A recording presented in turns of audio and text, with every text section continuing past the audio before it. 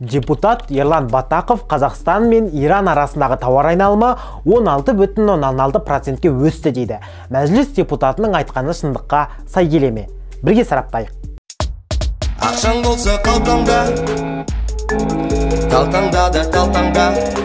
Құрметті көрермен, тақырыпты бастамас бұрын пікір қалдырып, лайк бас. Бұл әрекет YouTube'тағы басқа да көрермендерге біздің видеоларымызды көруге мүмкіндік береді. Қарапайым халықтың ақшасын қайда кетіп жатқанын ел білсін.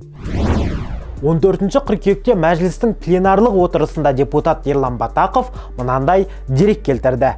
Уақытша келісімнің қолданысы басталғаннан бері Қазақстан мен Иран арасындағы тауар айналымы 16,6% немесе 377,4 миллион ақш долларынан 441 миллион ақш долларына дейін өсті. Депутат бұл мәлімдемесінде манипуляция жасаған. Статистика бюросының ақпаратына сай, депутат 2019 бен 2020 жылдардың деректерін айтқан. Алайда Қазақстан мен Иран арасындағы уақытша келісім тек 2019 жылдың 27 қазанында күшіне енген.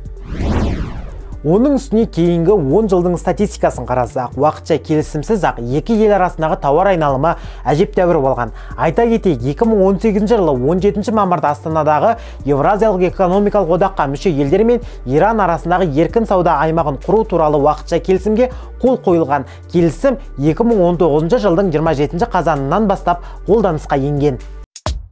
Ақшаң болса қалтаңда, қалтаңда да қалтаңда.